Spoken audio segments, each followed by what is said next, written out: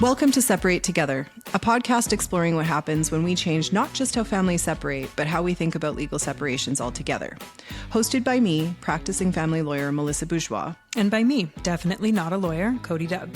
And just a quick disclaimer, we like to remind our listeners that this podcast should not be taken as legal advice and it is for informational purposes only. Because everyone's relationship is different, please consult a legal professional if you have any questions. Hello. Hi. How are you? I'm doing well. How are you? I'm good. I'm very good. I'm excited about today's conversation, which is somewhat similar to the conversation we had last time, but I feel like that one was juicy and this one will hopefully be juicy as well. Okay, let's go. Let's get into it. Today, I wanted to talk about a follow of mine on TikTok. This woman is not in crisis, but she is responding to a crisis. Her name is Kathryn Edwards, and she's an economist. I actually subscribe to her newsletter, which is how I kind of was like, ooh, this is interesting, because I think the newsletter this week, and it's paywalled, so thankfully she made a follow-up TikTok video about it that we can link to. But this newsletter was talking, I think it's called like a warning to trad wives, or an earnest warning to trad wives. And Kathryn is an economist, so she always takes this really interesting kind of societal perspective to larger topics. She obviously does a much more eloquent job of like diving into how policy intersects with daycare, raising children, healthcare, all of those kinds of things. But in this particular newsletter, she touches on some really interesting points around spousal support. And I just thought, given last week's conversation, it'd be interesting to kind of wrap that in to what we were discussing. And then again, we can give a little update too on Courtney Gets Fit, because she continues to go through it. She's going through it. She's living it. Yeah, she is living it. Yeah. And there's lots of nuance there. So it like kind of ties in nicely. But since it is paywalled and I'm not paying for you, although maybe for your birthday, I'll get you a little Kathryn Edwards Kedits subscription there so you can read her newsletters, because they are incredible. Although, she is American, we are Canadian, for the record. But I'll try and give you a little summary of her newsletter. Basically, she goes into, I think she gets asked often, and rightly so, kind of what her opinion is on trad wives. She herself has 3 children, I assume has had, I mean, maybe I'm wrongly assuming, but maybe some mat leaves in there. And then she also is a working economist and a bit of a policy wonk. So she is in a male-dominated field talking about male-dominated fields, and is raising 3 kids, to my knowledge not alone, but she is the daughter of a family lawyer. And so she brought like a really unique perspective to the newsletter, where she was talking about whether, like, I don't know, does she caution against being a trad wife? Like, what are her thoughts on it? And I guess where she landed was that, as always, there's no right or wrong way to do something. And instead of like pitting stay-at-home mothers against trad wives or working mothers, as always, be aware of the context and be informed when you're going into any kind of situation. And then, being the daughter of a family law attorney, she had some really interesting points about spousal that I wanted to get your opinion on.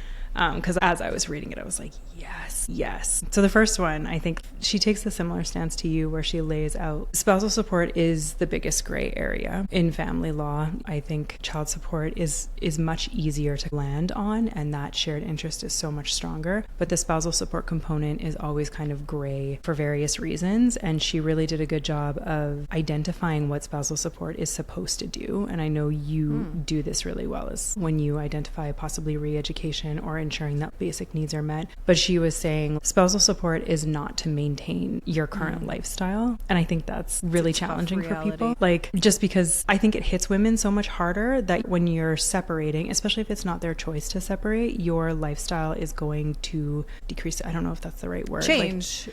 Yeah. Adjust.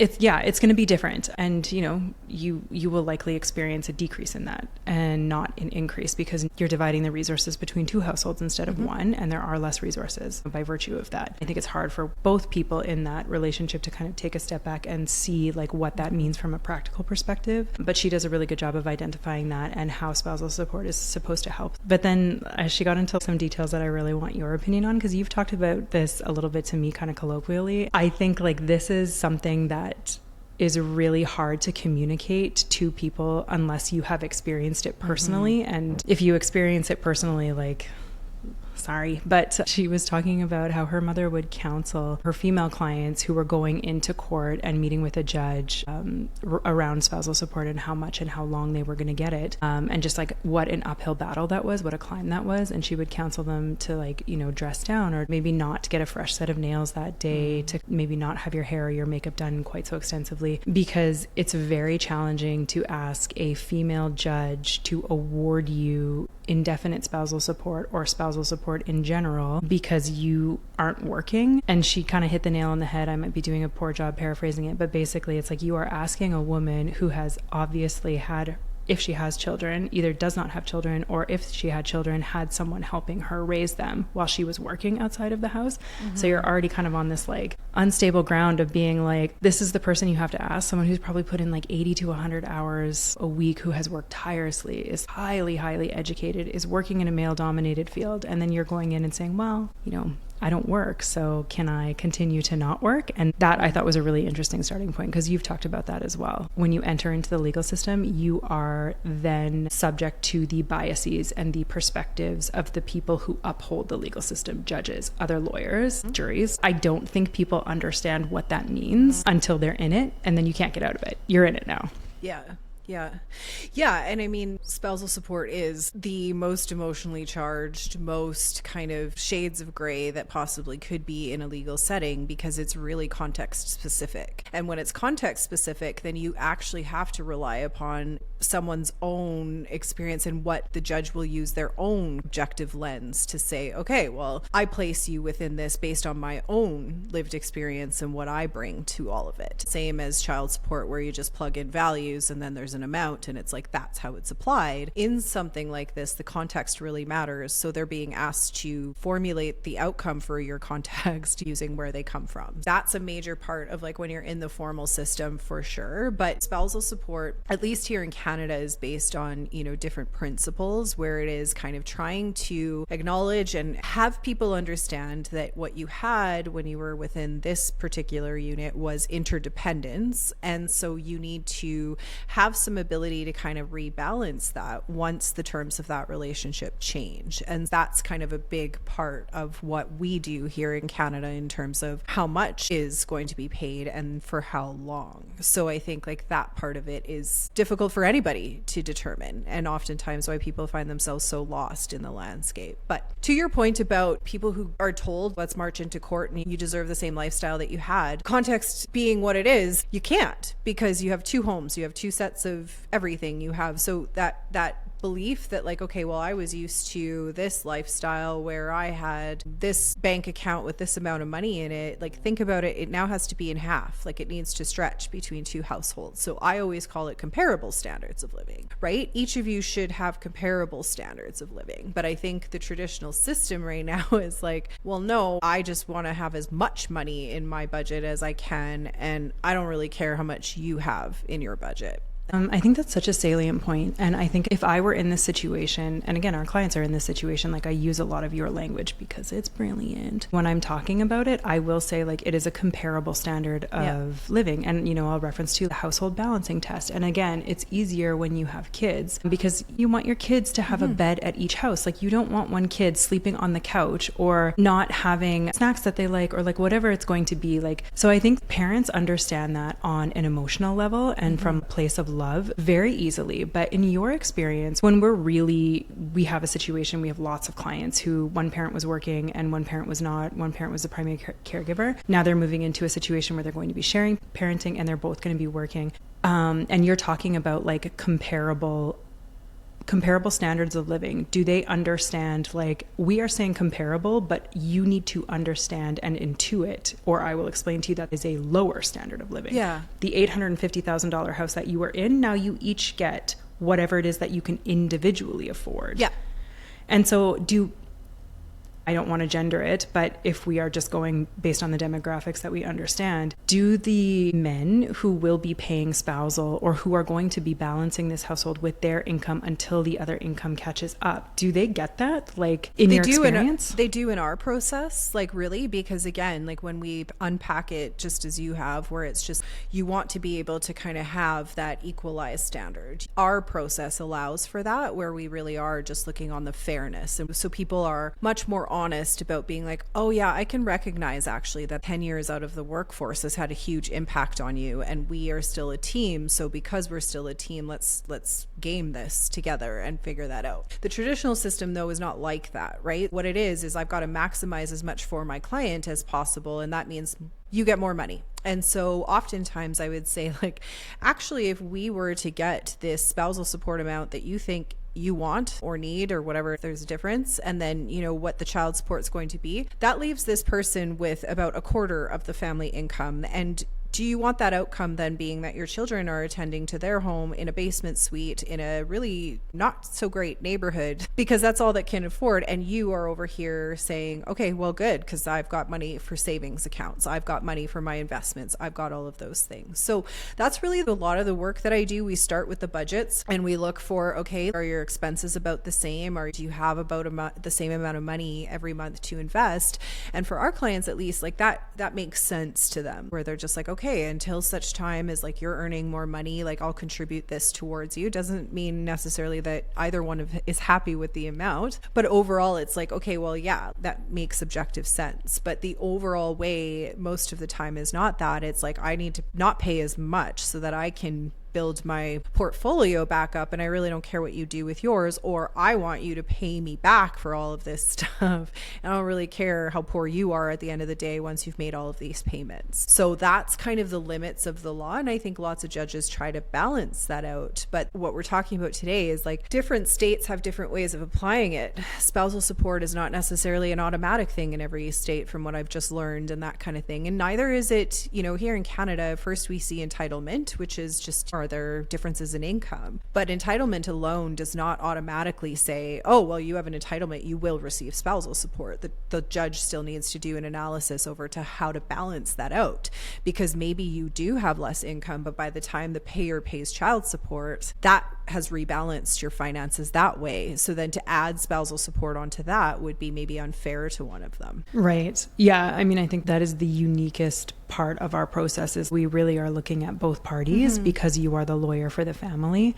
And it's so interesting because as you're saying it, it makes me think like we start with that point, which is why we never end up in front of a judge. But as a judge, that's the logical starting point for them, is because they're not an advocate for either. They are looking at the quality of the situation or the fairness of the situation. They begin with both as well. And it's so interesting to me. I mean, obviously, we've gone on and on and on about why the family law justice process is challenging and is experiencing like all of these kind of things. But to me, like, it seems like that's kind of like the inherent flaw, is that like if you follow a litigative process or you follow the two-lawyer or the traditional process down to its logical conclusion, you end up exactly where you are, which is just two people. Justice, balance. Right? Exactly. Yeah. I mean, the scales. Way to bring it back to the scales. Yeah. But that's exactly it. And so we know like we will prioritize child support, and in some instances child support is enough to suddenly bring down his income and raise her income to parity, at which point the spousal becomes very challenging, because it's like, well, you know, if the goal is equity, I don't know, it kind of comes back to that like blood from a stone. It's totally different contextually. If that is there, if there is a big pie and you're chopping up the pieces of it, but if there's no pie, if there's just the income, child support is dealt with, everybody goes on. How do you address that when there is no more pie left, and it's still like a sacrifice has been made? You're going to need to close that gap between that hole in your resume, get your income up to where it is, but there's no more pie, there's no more pieces for you to pull from, while still making sure that everybody has food on their table. Like, how does that conversation go? Oftentimes in our process, there's just a lot of acceptance. There's a lot of pragmatism, a lot of practicality that we bring into by design into all of this. So there really is, where you're just like, well, where do you think you're going to get it? And, you know, sometimes sometimes there's just like, but you know what? Why don't we pay your car off? So you don't have a payment and we'll share that. And then that will give you a little bit more or other things. So in Canada, we have 3 forms of spousal support that's embedded in our Divorce Act legislation and, subsequent kind of regulations that have come after. The first one really doesn't come into account very often. That's contracts. So think your standard prenup or so you've said we're waiving spousal or this is our intentions with spousal. So that's a relatively small subset of people. But when this is brought before a judge without a contract, so you are saying, okay, well, I'm making a claim for spousal support because historically I have stayed at home for the last 15 years and I need financial assistance. And the other one is like, I don't have that money or I don't think it's right. So you're in this system where you're kind of just trying to figure that out. So the law will then, here in Canada, there's 2 forms of spousal support. This has been embedded in our principles now for probably the last 40 years, I think, that judges have been building this and kind of developing on, okay, how do we objectively kind of sort out this economic disparity and the impacts of relationships and then when they do down. The first one is relatively simple when I explain it to clients. It's called non-compensatory. So that one I'm just like, that's your budget. That's like, okay, well, I have 0 income, might have some child tax benefits, but beyond that, I have nothing in my column. And you have all of our combined earnings are in yours. So we need to redress that by just shifting some over. And so, we prioritize child support. And then after that, what's remaining is we try to balance. So we have the non-compensatory, that's financial. And then we have the trickier one, which is compensatory. And that I think is what's embedded here in these trad wives, in these like stay-at-home moms, all of these things, which is the impacts of decision-making while you were this particular economic unit, while you were this particular family framework, has had more of an impact financially on one than the other. Because perhaps you had more of this role, your partner was out in the workforce, building their career, building their, their abilities to kind of be gainfully employed and without very much interruption. And the other one, however, maybe they haven't stayed at home the whole time, but they've had 3 maternity leaves throughout the course of the last 10 years. That has an impact, whether we want to admit it or not. We say that this year should not have an impact on any of your growth, but it does, because you've spent a year where your colleagues have been building and growing their careers and you've been growing little tiny humans, right? So that's where in Canadian law, at least, we are trying to rebalance that through what is called the compensatory spousal support. But it's very difficult in your case study where there isn't much room left. Like there's not much more money. By the time we shuffle that money over to your column or the children and all of these things, we don't have enough to be like, well, this is an additional $40,000 that is going to help you. You can allocate it. You're going to have more savings that will kind of try to counterbalance the fact that you're not necessarily earning the same as, for myself, a decades plus lawyer is earning different than a 5-year bar call. But if I've taken 5 years off, I'm working at a bar call level. I can't just be like, well, in these 5 years, though, I was doing all of these very important things and I was working, trust me, very hard. But the law profession is like, well, you don't have the requisite experience, so we're going to put you in this bracket, even though technically, had you not had those interruptions, you would now be in this bracket. So that's where the law, at least here in Canada, is trying to rebalance that between the people in terms of, okay, what were the financial impacts of our decision making and how can we come out of this fairly, because you haven't had an interruption to your career. So no matter what, your earnings are probably going to go up every year. I've got to restart and I've got to book it from here on in to try to, right? So that's kind of the starting point for the spousal support. And then the flip side that's always really important that I think, we hear about all these people who are like, I don't want to pay alimony and I'll die before I give her a cent. And that's a lot of like fear that comes out of it. But what happens often, and I think what's going on in Courtney's case and what, we've been talking about here is this kind of like, okay, but I'm not just going to shuffle money over to you indefinitely while I'm working my butt off all of these hours for you to essentially have the same role. And now the caretaking is different. So you've got more time. And that's just fundamentally unfair to me that I'm going to give you half of my income and you get to have the balance of just keeping with your regular activities and no real interruptions. And I think that's this week what we found Courtney's reckoning to be is now a judge has imputed income to you, whether you're choosing to work or not. So so there's 2 sides, obviously to both coins and to both types of spousal. Yeah, I think, like you said, she has landed on imputation of income, which is always like whenever we get there in our practice, I'm always like, oh, gird your loins. We've dropped imputation, because it is such a loaded term. It's a legal term. It requires some understanding. And I always find that one super fascinating. I feel like in her video, because when she was talking about it, she was describing it in a really interesting way that I was like, I don't think that's quite right. I'm curious about the language around that, because she was saying they've imputed me income. They're pretending like I made this income the entire time. And that's not quite what it is. Like, can you explain what imputation of income is and how she might be misunderstanding it? Yeah. So in Canada, there is a bit of a leeway to period, like a runway period, where it's just like, okay, well, I'm zero income. I have a plan, but right now we're integrating kids and whatever. So my guideline income is zero. At least here we're a little bit patient. But after a certain point in time, when all of that kind of has been done, then you have what we call the duty of reaching economic self-sufficiency within a reasonable time. Now, again, that's a loaded, what's reasonable and what's economic self-sufficiency. But so let's say that you have traditionally, and you're like, well, zero income. And now, again, parity of parenting being a thing, most of the time these kids end up being in shared parenting. You can fight that futile battle, but you've managed to do that. If you are not then taking those steps, if you can't explain to a judge without any due course, like I went through a Great Depression, or here's my 100 resumes I've sent out, here's the 0 interviews I've gotten, they will take an objective look at what they think your capacity for earning should be given your context and your specific factors. Once they do that, let's say in Courtney's case, what I understand from what I've been able to glean of her story is that she did have a teaching degree prior to this relationship. So she is educated and has a capacity for, now again, she's basically back to being a brand new teacher, right? But she does have an ability to get herself trained or whatever to be able to teach. Or she also said that she had obtained a realtor's license during the marriage. So likely, because this sounds like, unfortunately, they are before a judge. So a judge is really deciding this for them. My guess is that the judge is like, you have these two things, and a realtor who's just starting out, let's be kind to you here. We're not going to overstress you, but let's just say that they earn this. This is my expectation for you. So perhaps let's just use $45,000 was imputed as income to her, whether she's earning it or not.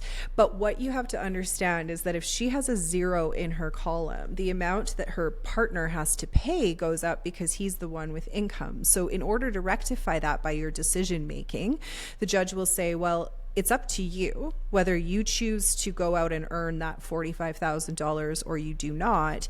You're not going to have access to that top up through your former partner, because that's actually unfair to him because you're capable of earning this. Now, it gets very tricky, obviously, very emotional, very much easier said than done. Realtors are not getting their practices up, but I'm hoping in this case, this judge is very reasonable and is like, well, a certain realtor of 10 years would earn this, but I'm going to put you in the category of someone who can. So it is now her choice whether she feels like it or not, but it means that less money is going to float to her column, and it's her duty to kind of bridge the rest of the gap. At least that's how it would be applied here in Canada. I don't know Florida law necessarily, but that was my understanding of like, okay, they've imputed income, not saying like, oh, well, if you'd have been a teacher these 10 years, then you should be earning 80,000. So that's what I'm giving to you. Could be, but I don't think the test is applied differently than that. Right. And I mean, how do they generate these numbers? Like if I just take my example, I was in sales before we had our children, and like I was like a traveling salesman. So it was totally dependent on how much capacity I had. Obviously traveling is out of the question now. We've got these 3 kids, and sales is already, it's kind of a year-to-year thing. Like that's a really tough metric to pin down. Like how, real estate would be very similar. Yeah. Teaching is obviously different. A lot of our like clients who are, there's still a big gap you'd have to take. But again, I think it just depends on your level of resistance to it. So if you have a plan, if you are like Mr. or Mrs. Judge, like for the next 3-4 years, this between my childcare division of labor and my abilities, I'm going to go get this certification, as long as they think that you are moving towards economic self-sufficiency. But I think the misnomer, and this is no longer the society within which we live, like you're not just going to have spousal support for the rest of your life. It just isn't a career for you. And especially when you're of this age, this tender mid-30s, mid-40s, it's like, no, everybody else is out in the workforce. And again, I get how unfair it is when it's not your choice to be like thrown back in, of course there's a lot more of a consequence. But here in Canada, at least with those two forms of spousal, we are attempting to rectify that through the law and through these principles of balance of fairness. But I think that kind of understanding that many more traditional lawyers may say to you when there is a consultation is, here in Canada we have what are called spousal support advisory guidelines. So they're very, very helpful in terms of they prioritize how much the child support would be paid, and then this tabulation kind of calculates based on your net combined income a range. So there's a low, a mid, and a high range. And so there's just, let's say in your case, it's $750, $1,000, and $1,250. And so there is where the judge will start their analysis, where they're like, okay, well, this seems from a math perspective that it balances itself out. And then they will take into account, okay, well, how many years have you been together? What's the impact? 3 children is different than 1 child in terms of, so they will pick for themselves within that range what they think is appropriate to your situation. So oftentimes they'll land in the middle, mid-range, that kind of thing. But in certain cases where there is zero income, it's like from a budget, what I see, like you're going to need the highest range. But just be forewarned, like this is going to change. This is just for now. So at the end of the day, it's just like we do have guidance. I don't think in the US it's quite the same, but we do have guidance in terms of like, okay, this tabulation tells us how to balance the budgets. That's the non-compensatory side. But then that compensatory comes in later where you're just like, well, yeah, but as I said, I'll use my own example, but if I only have another 10 working years as a practicing lawyer and I've given up 20 of those, I will never rebalance what my potential earnings were. And that one, unless I was married to a millionaire who could then compensate that way, that's the outcome of joint decision making and of choosing certain roles that I think now more and more our TikTok is showing us. This is really coming of age now, right?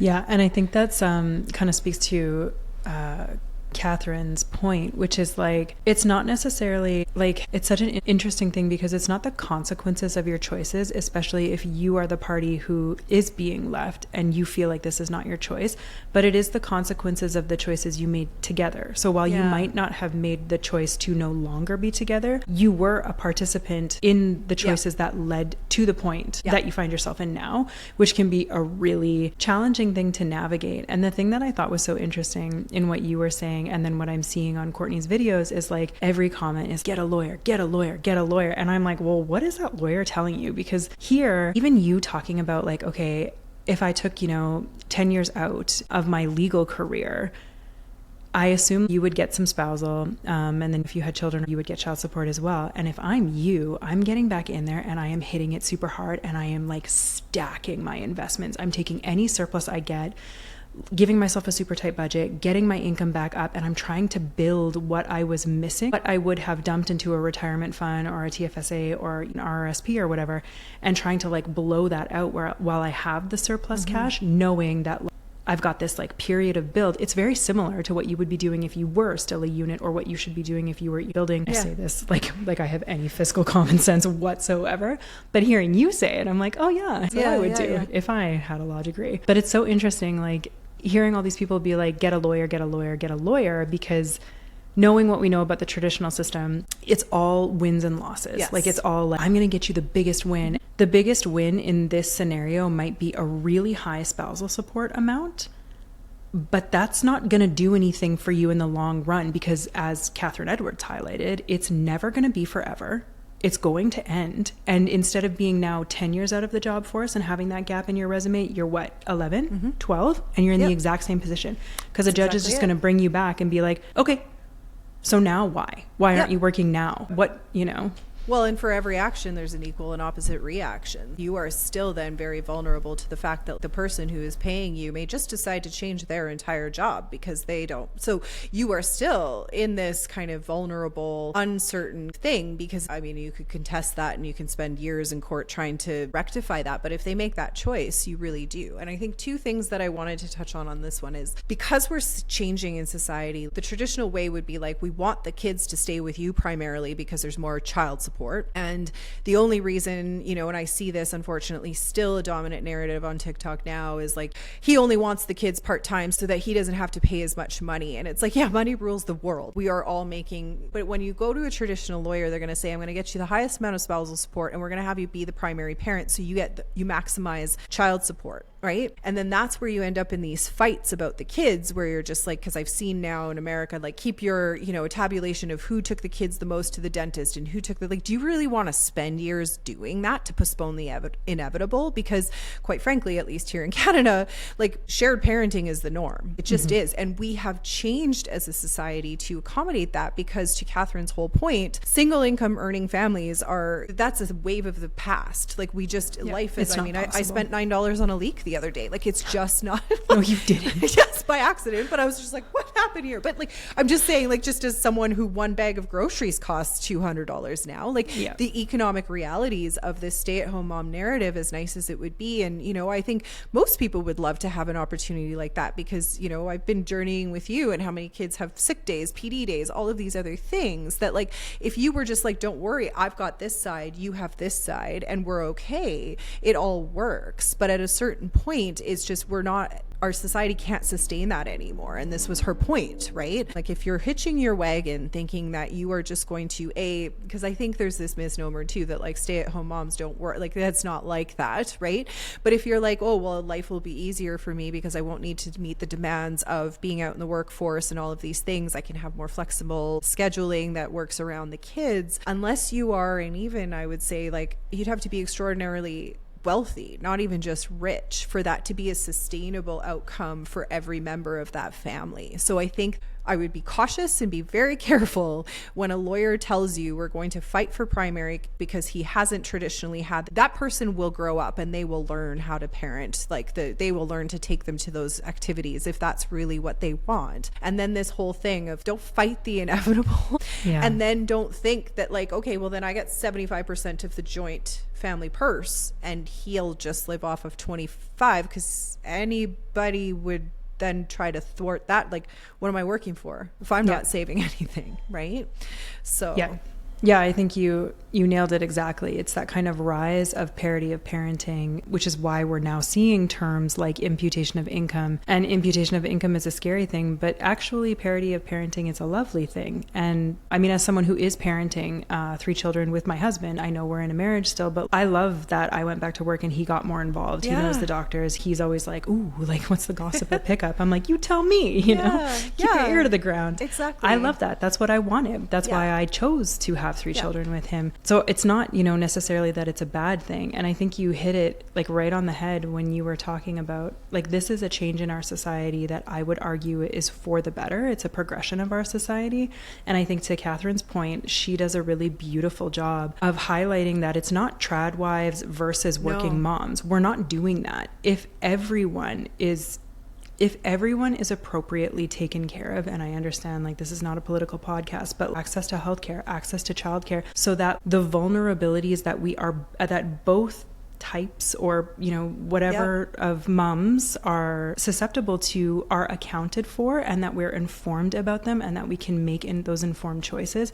That's where we should be going. It's not about one versus the other, or what's better, or, you know, there's no perfect set of circumstances. Like, when we had our kids, I got pregnant a month after I lost my job, and we jokingly started referring to ourselves as Fred and Wilma Flintstone, because I was working up until that point. Like, that was not the plan. The plan was not for me to become a trad wife, but I absolutely did. I did every single domestic thing. I was home for 8 years with those kids. He went to work, and we were just living. We weren't making conscious decisions. And it wasn't until I came here that I was like, oh, we were in fact making decisions. They were certainly not conscious. And now it's time to redraw those lines, to get involved, to dig back in, to kind of claw back some equity in our choices, and just to be intentional about it. Yeah. Well, and the great privilege that you had is that you were doing that still from an integrous marriage, right? I think, like, why this is so shocking to so many people, and myself as well, there's this dismay, but it's like, when someone makes a choice, oftentimes you have choice as well, but in a situation like this, you really don't, because no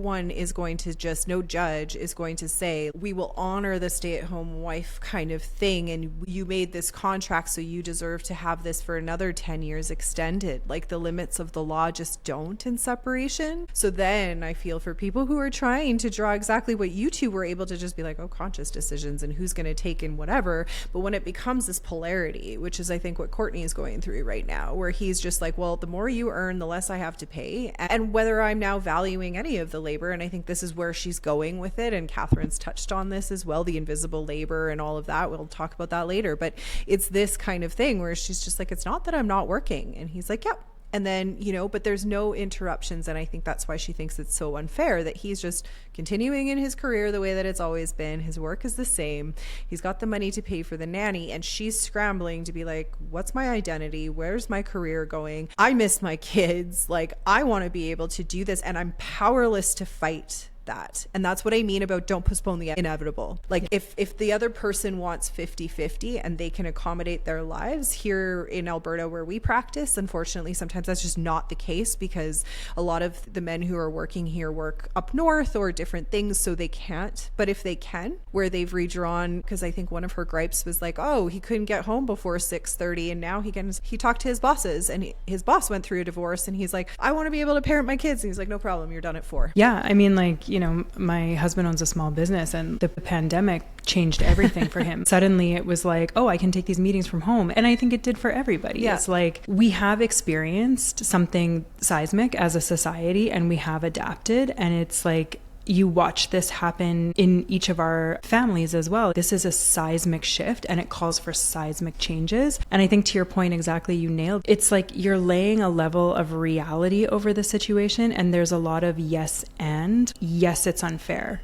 And we still need to make this amount. Like, yes, that labor was invisible and unpaid and all of that. And it is unfair. It will be unfair. But we don't live in a perfectly fair society. We're certainly striving for that. That's certainly what the law is trying to do. And so whenever I see these comments that are like, lawyer, lawyer, lawyer, I'm like, what? I know from you, obviously, because we practice differently, but what is a lawyer going to tell you? Is a lawyer going to tell you like, look, this is the reality of your situation? Yeah. Or are they going to say like, we are going to get you spousal till the day you die. You're going to have like, and what would be the benefit? We always go back to, or I always go back to, because I love to sound like my father, but what's good for the goose is good for the gander. And like, you take that on a family level where it's like you share these children. Like if your column is 0 and his is whatever, or hers is whatever, let's get both those columns to a comfortable place for everybody so that everybody has what everybody needs. And I think Kathryn does a great job of explaining that in a much more intelligent way than I did. But it's like what's good for the goose is good for the gander in the family and for the society. Yeah. Well, and that's, again, the great privilege that I have in working with people who are wanting to work together is just like that is understood, where it's just like, yeah, I mean, I don't want to take so many of them. I'm not trying to be unfair or get more than, or to take advantage or to take, the other one to the cleaner. I love that one. But it's like, I'm not planning that. But it's like, no, at the same time, if you're working together and you're like, I will be patient, understanding that for the next 2 or 3 years, you are going to have this income. But the expectation is I'm out here supporting so that I'm taking more childcare for this year so that you can take the night classes or whatever it is. So we're still, again, as I said, team. But I think like most lawyers who have just one client, my job is only to get you the best, to care less what's happening to the other one, right? Yep. And so you're saying like the little flock of ganders there doesn't really matter, right? Yeah. It only matters like what the goose is doing. And that's the part where that resistance to the reality checking that this situation is like, it's an inevitability and you're going to get your income imputate. Doesn't matter then. I mean, that's rebalanced it. And if you don't go out and earn that $60,000, that's not going to be at the peril of the other one. But where it gets really tricky is oftentimes what I would see in litigation is, well, Courtney is a teacher and she should be earning $80,000, all of this, and she's just not taking those steps and she's not. It's easier said than done, right? So a little bit of patience and a little bit of cooperation to mutually assist each other, I think, is like makes a big difference. Yeah, because like you said, I think this is something that's not talked about either, is like it goes both ways. The expectation that she would then earn at a level that is impossible or that is not going to work with the ages of her children. It works on the other side as well, that he's not going to be able to sustain the work that he has been this entire time also. So I do hear a lot of people being like, well, he's reducing his shifts and he's not doing this anymore. because he's parenting, and it's like, and that's good. It is good, you know? No. But again, like there's just much more perceived. One of them has more power in decision making while the other one is just like, I'm scrambling to catch up, right? Yeah. But at the end of the day, it's just like, okay, if we can be patient and understand this, and, you know, because spousal support is treated so differently and it's so sensitive, there's all of these other elements to it where it's like, well, don't move in with your new boyfriend who's going to be paying things because then I don't have, or do please, by all means, like go towards the more of our own financial independence that we, and you know, us women were doing a great job of like elevating ourselves to, as much as this parity of parenting, financial parity. We're still not there yet. There are still just certain things that we experience that men do not, but we have that capacity. And I think that's where the law is really trying to like balance that out, at least here in Canada, is recognizing kind of what that interdependence means and then what the consequences of that interdependence mean. And the beauty that I get to witness all the time is people fundamentally, like, it makes sense to them from a common sense perspective. Like they're not like, I'm not trying to leave you in the lurch, but I want you to understand that if I send $1,500 over, my debt load's going to increase and I don't really know how that's going to end for me, that kind of thing. Yeah, I think that's always a thing that strikes me so much about what we do is you do these consultations individually, and sometimes you'll come out and be like, this is not going to work for them, just because, exactly like you've noted, like sometimes there is no concept of fairness. There's no recognition or desire for that recognition. But what I am blown away by, and what I think people don't, like you know, you wouldn't know it, and it's not the stories that we hear about divorce, but like there is so many people who just inherently understand, like, hey, we need to make a plan. This seems fair. This seems fair to me. This seems fair to you. Like, let's get this set up. And that's just not, at least, you know, if the comments are to be believed, like that's just not the narrative out there. And that is what we see continually, time and time again. Yeah. And even if they're not using the fancy legal terminology that I am, they've reached those conclusions. And I always commend them on that, where I'm like, you didn't have to understand compensatory spousal support as a concept. You are actually understood that from your own morality or your understanding. Because we work with amicable clients, they're like, I'm still here for you, right? Like so I don't want to be, you know, having the brand new car and I'm driving it around and that sits fine with me because you're still in the junker. Like they it's not that, like they're like, I want you to be okay, and the other one's like, I want you to be okay too. And it's brilliant. It's just, it's so brilliant to see, right? So yeah. And I mean, like, you know, to bring it back to the trad wife conversation, like as an extremely online person who wades into those waters, like I do see a lot of really beautiful commentary and conversation for people who are, and you know, I would include myself in that, like as someone who was a trad wife briefly, we had like a really beautiful dialogue and respect and understanding of our respective roles. And it was always recognized on both parts, the sacrifices that he was making, the sacrifices that I was making. And it's not to disparage one or the other, like all things are difficult and there is nuance in those conversations. I see a lot of beautiful examples of that. I'm not saying you can't have that, but I think what we are seeing is that there are vulnerabilities within it, and so have those kind of discussions around what those might be and take care of each other through that. Take care of each other whether you stay together, take care of each other whether you don't. But yeah. No, super well said. See ya. Bye.